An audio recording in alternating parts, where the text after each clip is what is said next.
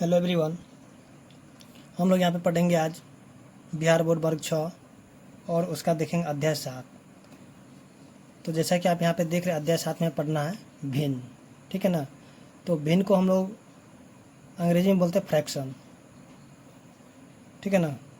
तो अब जो है तो हम लोग भिन्न के बारे में जान लेते हैं। उसका इसका जो प्रश्नावली होगा 7.1 उसको हम लोग देखेंगे। तो देखिए, भिन्न जो है किसको कहते हैं। यानी कि भिन्न का मतलब होता है कि भिन्न का मतलब होगा हिस्सा। ठीक है। जैसे कोई कोई भी वस्तु है, ठीक है, उसका कितना हिस्सा वो है। जैसे कि यहाँ पे हम लोग देखेंगे, मान लीजिए कि यहाँ पे दिया हुआ है यानी कि 7/9। ठीक है। तो यहाँ जो है ये किसी एक जो है ना पूर्ण को जो कि 9 बराबर भाग में बांटा गया है। यानी कोई भी पूर्ण एक पूर्ण है उसको जो है 9 बराबर भाग में बांटा गया, उसमें से 7 भाग को ले लिया गया। जैसे कि यहाँ पे हम इस प्रकार से एक आकृति को हम बना सकते हैं। यानी इस तरह से एक आकृति हुआ, इसको जो है 9 बराबर भागों में बांटा गया। यानी कि 1 भाग, 2 भाग, 3 भाग, 1 2 3 4 5 6 2 8, यानी कि 1 2 3 4 5 6 7 8 और यहाँ पर हो जाएगा 9। तो इसको जो है भिन्न को हम इस आकृति के माध्यम से हम समझते हैं। जैसे देखिए, ये पूरा का पूरा जो है ना एक, यानी कि ये पूर्ण है। ठीक है ना। यानी कि ये पूरा है और इसको क्या क्या है कि 9 भागों में बांटा गया। जैसे 1 भाग, 2 भाग, 3 भाग, 4 भाग, 5 भाग, 6 भाग, 7 भाग, 8 भाग, 9 भाग। और इसमें से हमको कितना, ऊपर में 7 है तो 7 भाग को लेना है। यानी कि 1 भाग, 2 भाग, 3 भाग, 4 भाग, 5 भाग, 6 भाग, 7 भाग। तो इसी को हम लिख सकते हैं कितना, 7/9। ठीक है ना। तो यहाँ पे जो है अब देखिए, जैसे कि 7 है और बट्टा में 9 है, तो ऊपर वाला को हम लोग बोलते हैं अंश। ठीक है। और नीचे वाले को बोलेंगे हर। तो अंश को हम लोग इंग्लिश में बोलते हैं नंबरेटर। ठीक है। और नीचे में जो है हर है उसको हम लोग बोलते हैं डिनोमिनेटर।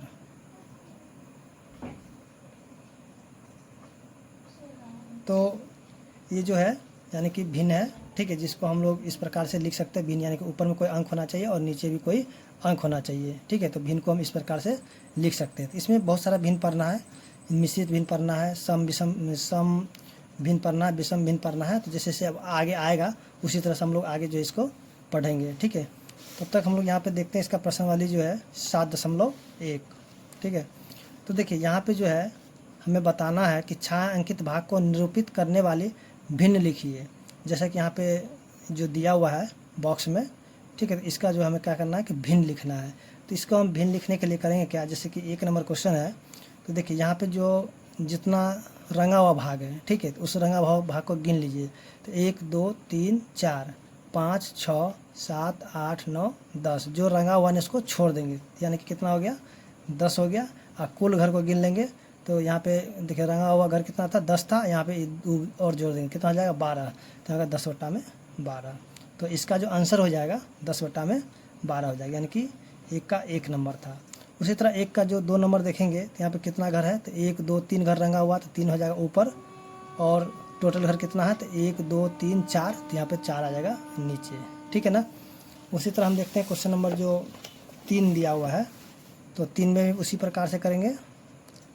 यहाँ पे देखेंगे कितना घर रंगा हुआ, तो 1 2 3 घर रंगा हुआ, तो 3 चला जाएगा ऊपर। और बट्टा में क्या हो जाएगा, यहाँ पे 1 2 3 4 5 6 7, यानी कि सभी घर को गिन करके नीचे में लिख देंगे। 3/7 हो गया। ठीक है। उसी तरह हम क्वेश्चन नंबर 4 को भी देखेंगे, जो कि यहाँ पे 1 घर रंगा हो, तो इसको 1 ऊपर में लिख देंगे। और बट्टा में क्या करेंगे, जितना टोटल घर है सभी को हम गिन लेंगे। तो 1 2 3 4, यानी कि रंगा हुआ भी घर और जो नहीं रंगा उसको भी, यानी कि पूरे के पूरे गिन लेंगे। तो कितना हो जाए, 1/4। ठीक है ना।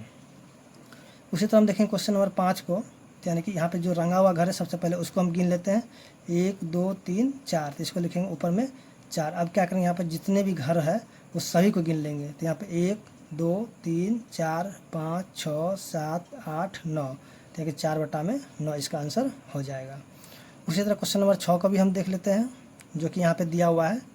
यानी कि जितना यहाँ पे जो पेंसिल दिया हुआ है, तो पेंसिल को गिन लेंगे कितना पेंसिल रंगा हुआ है। तो 1 2 3 यानी कि 3 हो जाएगा ऊपर, और कुल पेंसिल की संख्या को गिन लेंगे। ठीक है, यहाँ पे 3 हो गया, 4 5 6 7 8, यानी कि इसका आंसर जो है 3/8 हो गया। ठीक है ना। उसी तरह क्वेश्चन नंबर 7 को भी हम करेंगे कि जितना घर जो रंगा हुआ है, तो देखेंगे यहाँ पे जो है 4 जो फूल जो है रंगा हुआ है, तो यहाँ क्या हो जाएगा इसका, यहाँ पे 7 नंबर में 4 हो जाएगा ऊपर, और जितना भी फूल है, ठीक है, तो उसको क्या करेंगे हम गिन लेते हैं। तो यहाँ पर हो जाएगा 1 2 3 4 5 6 7 8 9 10, तो कितना हो जाएगा 10 हो जाएगा। ठीक है। उसी तरह क्वेश्चन नंबर 8 को भी देखेंगे, तो यहाँ पे है, यहाँ सभी घर रंगा हुआ, तो 1 2 3 4, यहाँ पे 4 हो गया, और कुल घरों की संख्या कितना है, यानी कि 4 है, तो यानी कि 4 घर रंगा हुआ, तो 4/4 हो गया। ठीक है। तो इस तरह से हम देखेंगे जो इसका 1 नंबर क्वेश्चन था वो सॉल्व हो चुका है। तो अब हम देखेंगे यहाँ पे क्वेश्चन नंबर 2 को। ठीक है, तो क्वेश्चन नंबर 2 जो दिया हुआ है, दी गई भिन्न के अनुसार भागों को छायांकित कीजिए। देखिए यहाँ पे मेरा क्वेश्चन छूट गया था, हम यहाँ पे क्वेश्चन को लिख लिए हैं। तो जैसे यहाँ पे दिया है कि पहला क्वेश्चन जो 1/6, यानी कि टोटल घर कितना है 1 2 3 4 5 6, और इसमें से जो इसका एक घर को हमको क्या करना है, रंग देना होगा। तो यहाँ पे एक ऊपर में है, तो उसको एक घर क्या करेंगे, जैसे यहाँ पे एक घर, तो इसको इस तरह से रंग दीजिएगा, किसी एक घर को रंग दीजिएगा। फिर यहाँ पे देखिए 1/4 है, तो यहाँ पे क्या करें, इसका ऊपर में जितना घर रहेगा उसी को उतना घर रंग दें। तो यहाँ पे 1 है, तो इसको इस तरह से हम इसको रंग दें, किसी को भी आप रंग सकते, कोई दिक्कत नहीं है। जैसे यहाँ पे 1/3 है, तो 1 2 3 घर है, तो इसका एक घर किसी को भी रंग, जैसे मान लीजिए इसी को हम रंग देते हैं। उसी तरह यहाँ पे क्वेश्चन नंबर 4 जो दिया हुआ है, इसमें से 4 घर को रंगना है, तो मान लीजिए इसको एक घर रंग देते हैं, ये दूसरा घर, तीसरा घर, और ये चौथा घर। तो इस तरह से हम देखेंगे जो कि क्वेश्चन नंबर 2 था वो भी जो है हमको यहाँ पे, यानी कि इसको छायांकित करना था, तो हम यहाँ पे छायांकित को कर दिए हैं। ठीक है ना। उसके बाद देखते हैं क्वेश्चन नंबर 3। तो जैसा कि आप यहाँ पे क्वेश्चन नंबर 3 जो दिया हुआ है कि देख रहे हैं, यहाँ पे दिया है नीचे कुछ आकृतियाँ बनी हैं, जैसे कि यहाँ पे आकृति जो ये बना हुआ है। अब यहाँ पे बता रहा है, क्या आकृतियों के नीचे लिखी गई भिन्न संख्याएं आकृति के रंगे हिस्से को दर्शा रही है, क्यों या क्यों नहीं। जैसे देखिए यहाँ पे 1/2 है, क्या इसको 1/2 दर्शा रहा है।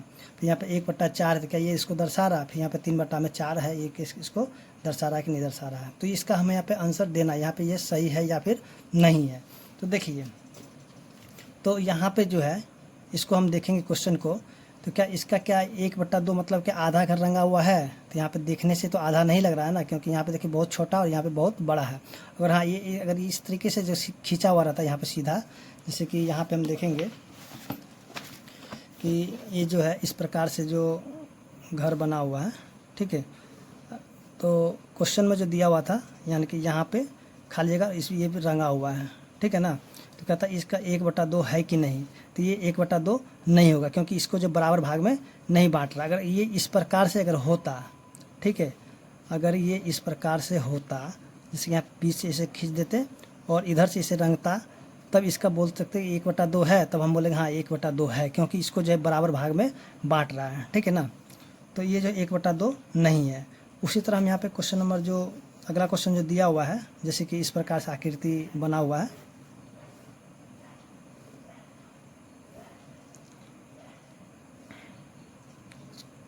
तो यहाँ पे जो है एक घर रंगा हुआ है, तो बताना है कि इसमें 1/4 है, तो हम बोलेंगे ये भी नहीं है। क्यों नहीं है, देखिए जब ये जो होता है ना, तो इसको जब बराबर भाग में नहीं बांट रहा है, कैसे देखिए इधर जो है बड़ा वाला हिस्सा है और इधर छोटा हिस्सा है कि नहीं है।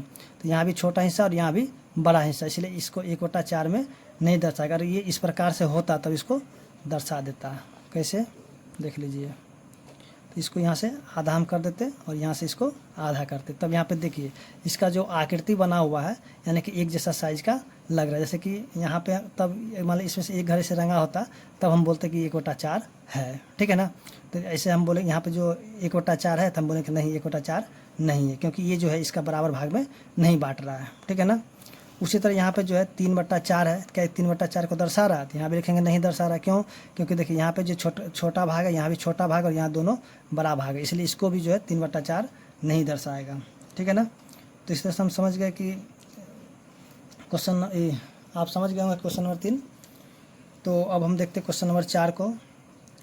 तो देखिए क्वेश्चन नंबर 4 जो दिया हुआ है, 6 घंटे का दिन का कौन सा हिस्सा है। तो जैसा कि हम लोग जानते हैं कि एक दिन में जो होता है, ठीक है, कितना घंटा होता है, 24 घंटे होता है, ठीक है। तो अब देखिए 6 घंटे का, तो यहाँ पे 6 घंटे का और एक दिन का हिस्सा, इस कौन सा हिस्सा था, नीचे में हो जाएगा 24। देखिए अगर यहाँ पे क्या हो गया, यानी कि 6 था तो 6 ऊपर हो गया, 8 मैंने पूरा दिन का, तो पूरा दिन में कितना घंटा होता है, तो 24 होता है, तो 24 नीचे होगा। अगर आंसर यहाँ पे होगा तो होगा, अगर नहीं तो इसको काटने के बाद आंसर होगा तो हम यहाँ पे इसको काट भी सकते हैं। ठीक है, तो इसका आंसर या तो 6/4 होगा, नहीं तो 1/4 भी होगा। ठीक है ना, इसको काट दीजिएगा तो 1/4 आ जाएगा। तो उम्मीद करते हैं कि आप जो क्वेश्चन नंबर 4 भी समझ गए होंगे। अगर आंसर यहाँ पे होगा तो आप यहीं पे छोड़ दीजिएगा, नहीं तो यहाँ होगा तो यहाँ पे ले आइएगा। तो अगर यहाँ नहीं हो तो इसको आप छोड़ दीजिएगा। ठीक है ना, तो आंसर यहाँ 6/24 है तो 6/24 ही लिखिएगा, क्योंकि देखिए 6 घंटा था और जो पूरा यानी एक दिन में 24 घंटा था, यहाँ पे 6/24 हो जाएगा। उसी तरह हम क्वेश्चन नंबर 5 को देखेंगे तो कहता है 2 दिन एक सप्ताह का कौन सा हिस्सा है। ठीक है, तो जैसा कि हम लोग जानते हैं कि एक सप्ताह में कितना दिन होता है, क्योंकि यहाँ पे दिन बता रहा था, यहाँ पे दिन जो है दिन को ही लेंगे तो एक सप्ताह बराबर कितना हो जाएगा, 7 दिन। ठीक है, अब जो है ऊपर में क्या है 2 दिन, तो यानी कि 2 ऊपर चला गया और एक सप्ताह में कुल कितना दिन होता है, 7, यहाँ पे लिखेंगे 7। तो इसका जो आंसर जो हो जाएगा 2/7 हो जाएगा। ठीक है, तो अब आइए हम देखते हैं क्वेश्चन नंबर 6 को। तो जैसा कि आप क्वेश्चन नंबर 6 देख रहे हैं कि यहाँ पे दिया सोनू, सलमा और आर्या मिलकर 2 सैंडविच खरीदते हैं। ठीक है, एक सब्जी वाला और दूसरा जैम वाला। ठीक है ना, तो चलिए सबसे पहले हम सैंडविच बना लेते हैं। मान लेते हैं कि हम सैंडविच इस प्रकार से एक बना लेते हैं। ठीक है, इस प्रकार से सैंडविच हो गया, यानी कि 2 सैंडविच है तो यहाँ पे हम 2 सैंडविच बना लिए। ठीक है, तो कहता इसको जो है किस प्रकार बांटे कि प्रत्येक को बराबर मिले। चलिए इसको हम यहाँ से इस प्रकार से बांट दें, इसको 3 टुकड़ा कर देते हैं। तो हो गया ना, 1 2 3। ठीक है, फिर इसको भी हम क्या करेंगे, 3 टुकड़ा कर देंगे, यानी कि बराबर बराबर जो इसको 3 टुकड़ा कर दिए। तो ये कितना हो जाएगा, यानी प्रत्येक इसमें से कितना हो जाएगा, 1/3 और यहाँ भी कितना 1/3, यानी एक को कितना मिला, 1/3 इसमें से मिला और दूसरे में से क्या हुआ 1/3 मिला। तो दोनों को हम जोड़ दें कितना हो जाएगा, 2 यानी कि कुल घर कितना 1 2 3 4 5 6, यानी 2/6। ठीक है, यानी ए में क्या हो जाएगा, यानी कि यहाँ पे देखिए पहला टुकड़ा इसमें से आ गया और फिर पहला टुकड़ा इसमें से आया, तो 1 और 1 कितना होगा, 2 टुकड़ा आ गया और कुल टुकड़ों की संख्या कितना, तो 1 2 3, फिर यहाँ पे कितना है 4 5 6, तो यहाँ 2/6 हो गया, यानी कि उसको कितना बना था 2/6 करके मिलेगा। उसी तरह इसका जो बी नंबर आंसर जो होगा, यानी प्रत्येक को एक सैंडविच का कौन सा भाग मिला। देखिए प्रत्येक को जो है एक सैंडविच का कितना 1/3 भाग मिला, तो यहाँ कितना आ जाए 1/3 भाग। ठीक है ना, तो इस तरह से जो हम देखेंगे क्वेश्चन नंबर 6 था वो मेरा सॉल्व हो चुका है। अब हम देखेंगे क्वेश्चन नंबर 7। तो जैसा कि आप देख रहे हैं क्वेश्चन नंबर 7 दिया हुआ है, विवेक को 12 प्रश्न हल करने थे। ठीक है, उसने अब तक 8 प्रश्न का हल कर लिया, उसने प्रश्नों का कितना भाग किया। देखिए अब जो है यहाँ पे कुल प्रश्नों की संख्या कितना है 12, तो कुल प्रश्न की संख्या जो 12 है वो 12 क्या हो जाएगा, यानी कि हर में चला जाएगा। उसके बाद जो जितना वो हल कर लिया क्या हो जाएगा, वो अंश के रूप में ऊपर चला जाएगा। ठीक है, तो अब यहाँ पे बताना है कि उसने प्रश्नों का कितना भाग हल कर लिया, यानी कि अगर इसका आंसर यहाँ पे होगा तो होगा, नहीं तो इसको हम क्या करेंगे काट करके इसको आगे आंसर लिख सकते हैं, यानी कि 2/3 हो जाएगा। तो वो जो प्रश्नों का कितना भाग हल कर लिया 2/3 कर लिया, तो आंसर यहाँ पे होगा तो होगा, नहीं तो आप यहाँ भी छोड़ सकते हैं। तो उम्मीद करते हैं कि आपको क्वेश्चन नंबर 7 जो समझ में आ गया होगा। ठीक है, आप अब क्या कहते हैं अपने आंसर के हिसाब से देख लीजिए, अगर काटने के बाद आंसर यहाँ पे होगा तो आप इसको लिखिएगा, नहीं तो यहीं पे आंसर को छोड़ सकते हैं। ठीक है ना, चलिए अब देखते हैं क्वेश्चन नंबर 8। तो देखिए क्वेश्चन नंबर 8 में जो दिया हुआ है 5 से 15 तक की प्राकृत संख्या लिखिए। ठीक है, पहले हम लिख लेते हैं 5 से 15 तक की प्राकृत संख्या, था 5 से लेकर 15 तक जो भी संख्या लिख ले, 5 6 7 8 9 10 11 12 13 14, ये हो गया 15। कहता है इसमें कुल कितनी अभाज्य संख्याएं हैं। ठीक है, तो देखिए अभाज्य संख्या तो जानते होंगे क्या होता है, अभाज्य संख्या जो कि जो किसी से भी ना कटे। ठीक है, यानी कि जिसका सिर्फ 2 ही गुणनखंड हो। ठीक है, उसी को हम लोग अभाज्य संख्या बोलते हैं। तो सबसे पहला अभाज्य संख्या 5 है, फिर 7 है, फिर यहाँ पे 11 है, फिर यहाँ पे 13 है।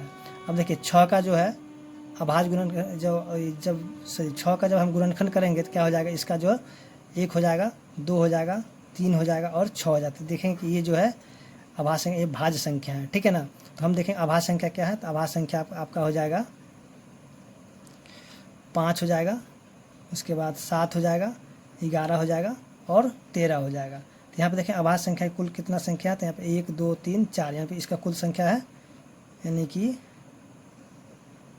कुल संख्या किसका हो जाएगा, अभाज्य का, ठीक है ना, तो हो गया 4। अब देखिए कुल अभाज्य संख्या, तो यह 5/15 कुल संख्या कितना हिस्सा है, तो देखिए ये अभाज्य कितना है, 4 है, ठीक है ना। आप कुल संख्या गिन लीजिए कितना, 1 2 3 4 5 6 7 8 9 10 11, तो कितना होगा 4/11। तो इस तरह से जो इसका आंसर होगा 4/11। तो उम्मीद करते हैं कि आपको क्वेश्चन नंबर 8 समझ में आ गया होगा। तो अब हम देखेंगे क्वेश्चन नंबर 9, ठीक है ना।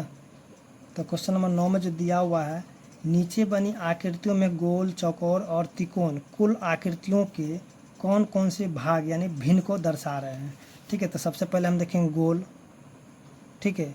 और तो सबसे पहले हम करते हैं यहाँ पे जो कुल संख्या कितना है, कुल आकृतियों की संख्या को देख रहे थे, कुल आकृति कितनी है, कुल आकृतियों की संख्या, ठीक है। तो सारी आकृति को हम गिन लेते हैं, 1 2 3 4 5 6 7 8 9 10 11 12। तो यहाँ पे कुल आकृति संख्या कितना है, 12 है, ठीक है। अब जो है यहाँ पे बताना गोल जो है यहाँ पे क्या कहता है, गोल किस भिन्न को दर्शाते, किस भाग को दर्शाते हैं, यहाँ पे लिखेंगे गोल, ठीक है। तो गोल वाला कितना है, तो गोल वाला का हम गिनेंगे कितना, 1 2 3 4 5, तो हो जाएगा 5। और कुल आकृति की संख्या कितना है, 12, तो यहाँ पे लिखेंगे 5/12, ठीक है। तो इसका जो आंसर हो जाएगा गोल आकृतियों की संख्या 5/12, यानी भिन्न का 5/12वां भाग है, ठीक है। उसी तरह आप देखेंगे चौकोर वाला, यानी कि चौकोर कितना है, तो चौकोर को भी गिन लेते हैं, 1 2 3 4, तो लिखेंगे 4। उसके बाद कुल आकृति की संख्या कितना है, 12, तो यहाँ हो जाएगा 12। तो ये जो चौकोर वाला है भिन्न का कितना भाग है, यानी कौन सा भाग है, तो 4/12 भाग है। उसी तरह से देखेंगे त्रिकोण वाला, तो यहाँ पर लिखें त्रिकोण, तो त्रिकोण कितना है, 1 2 3, तो हो जाएगा 3, हो जाएगा जो कुल जो आकृतियों की संख्या है 12, तो लिखेंगे 3/12। तो इस तरह से हम देखेंगे जो कि क्वेश्चन नंबर 9 था वो भी सॉल्व हो चुका है, और उम्मीद करते हैं कि आपको जो क्वेश्चन नंबर 9 भी समझ में आ गया होगा। तो अगर आपको मेरा वीडियो अच्छा लगा हो तो प्लीज़ मेरे चैनल को लाइक और सब्सक्राइब करें। धन्यवाद।